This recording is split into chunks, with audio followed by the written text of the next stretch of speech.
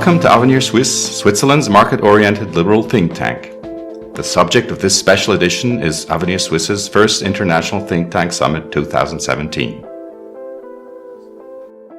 Only rarely have electoral decisions and political trends influenced the economic performance of nations in the way they do now. Despite the perceptible renationalization of politics, the challenges of economic policy in a globalized world require international approaches. This is even more significant when dealing with free trade and migration, the two main topics of this year's Think Tank Summit. In light of this, Avenir Suisse invited 9 foreign guest speakers from 6 different institutions, representing 6 countries and the European Union, to discuss and exchange on both subjects. Avenir Suisse's co-editor, Marius Lukasiewicz, and Director of Communications, Verena Parzer-Epp, has spoken to our guests and collected a few impressions from this event. We're here with Professor Richard Baldwin from a graduate institute in Geneva. Professor, we just listened to your wonderful presentation and we wanted to take something home with us and something that we can really elaborate on in the next day of this think tank summit. So one question we'd really like to ask you is, how do you see trade changing since the 90s? Has there been a shift in the paradigm?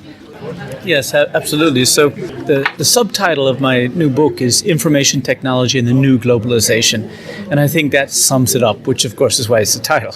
I view what happened around 1990 with the information and communication technology revolution. It allowed an advance of automation domestically in the rich countries and a new form of globalization where technology from advanced economies was combined with low-wage labor in nearby developing countries. And so we got this brand new high-tech, low-wage nature of manufacturing. That changed things a lot. Now, there's another way to say that. One way to say that is before, globalization was mostly about goods crossing borders, whereas after, it was also about factories crossing borders. And it wasn't so much that the factories were crossing borders, but the know-how that only used to move inside G7 factories is now part of international commerce. And that's fundamentally changed the nature of international commerce. I would put that down as the big change. In a nutshell, before it was all about goods crossing borders, now it's all about knowledge crossing borders. Exactly, and maybe I could go back to your comments on the goods crossing the borders. We mentioned manufacturing. Manufacturing has been a big topic of our discussion today. And I'd like to ask you, do you believe that G7 countries need to keep on industrializing? Should developing countries actually focus on industrializing, or should they be looking at comparative advantages in other parts of their economies? Manufacturing and industry in general is an important part. It's traditionally highly valued because that's where a lot of productivity comes from. And on top of it, it used to make lots of good jobs for middle-class, low-education workers. Now, the second part is off. That's whether they're competing with China abroad or robots at home, these good jobs for low-education workers are just gone. However, advanced manufacturing, as they often call it now, is a source of jobs for engineers, designers, marketers, finance. So all the kind of service sector jobs around manufacturing are still important. And so I don't think it's the time to give up on manufacturing or industry in general, but you just have to separate factories from industry. And many of the good jobs, the classic being Apple, the best jobs in Apple have nothing to do with the factories. In fact, those are all the bad jobs. So I think industry and industrial policy important is at least thinking systematically about it. But ultimately, it is a declining share of the GDP, and this is a natural progression that as countries get very rich, they start to go to a post-industrial society where the best jobs are involved in services. And for developing countries, they're not there yet. I think there's frequently going to be a stage where they expand the employment in manufacturing before they get to a level where they're going to move more into services. In the last chapter of my book, I talk about how that might happen more quickly than one thinks because people will be able to export services through telepresence and telerobotics, but that's still for the future. Mrs. Burrell, you mentioned that the outlook for TTIP is somehow uncertain at the moment. Could you explain that in more detail? I think that we have a couple of different factors working here. On the one hand, candidate Trump did not say anything about TTIP. He did not, unlike with the Trans-Pacific Partnership, he did not make it a target. He has, on the other hand, been very keen on a US-UK free trade agreement and has said that that would go to the head of the line, clearly before TTIP. I think there certainly is an argument on US national interest being heavily weighted towards TTIP. After all, the UK has about a 2.8 trillion GDP and the EU 27, it's about $15 trillion GDP. So it's a much bigger market, the EU 27. On the other hand, we're also hearing that the Trump administration is much more in favor of bilateral negotiations than it is multilateral negotiations, and it does perceive the EU as a multilateral negotiation, even though technically, with the EU having a single competence on trade policy, that's not accurate and it's not often perceived that way by many Europeans. So I think it's quite uncertain what will happen with TTIP.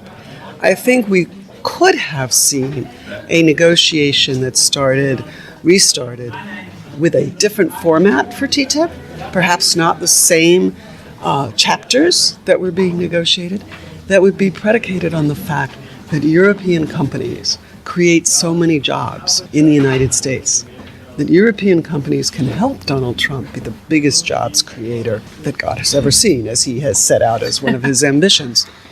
But we're a long way from there, and I think one of the things that's going to happen is that Europe is going to have to demonstrate that it wants TTIP. Because right now there's a lot of skepticism in Washington that Europe does want TTIP. So that's the next thing that has to happen. I'm here with Dr. Galina Koliev from the Cologne Institute for Economic Research. We just had a wonderful presentation about Germany's future in a globalized economy, about Germany's trade potential in a globalized economy. And then again, we heard potential threats and even opportunities of Brexit. Dr. Koliev, I would like to ask you, in your presentation, you emphasized the difference between a hard and a soft Brexit, and the opportunities or threats these would come to Germany. Could you maybe tell us what the difference between a hard and a soft Brexit would mean for Germany?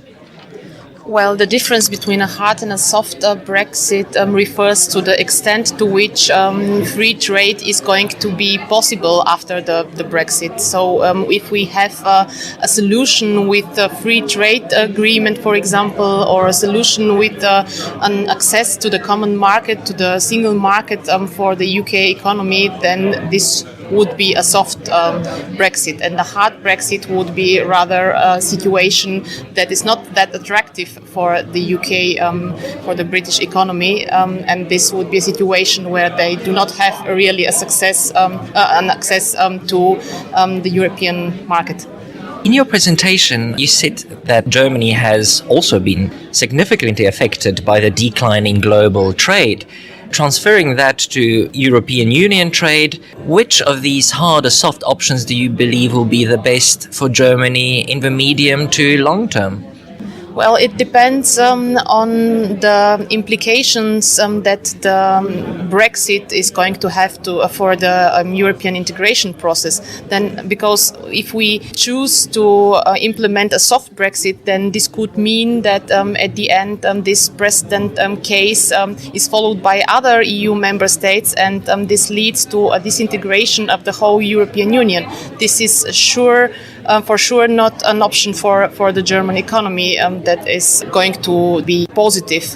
On the other hand side, a hard Brexit is more likely to bring disadvantages for the United Kingdom, so other member states are not going to follow.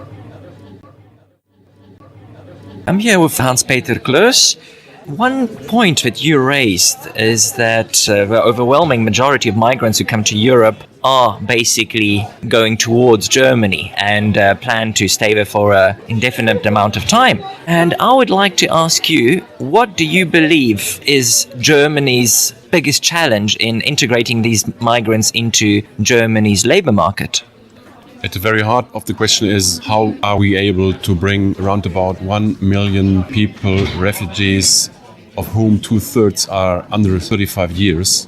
Best case in the labor market, in a medium segment of qualifications in which there are skills shortages at the moment. That means we see a chance in bringing young refugees, young migrants in a sort of vocational training system, making them prepared to have a chance to get in the labor market in due time. Professor Basharov, in your talk, you said and underlined and emphasized that migration is the story. One of the major slides in your presentations was the propensity to migrate, divided into different parts of the globe.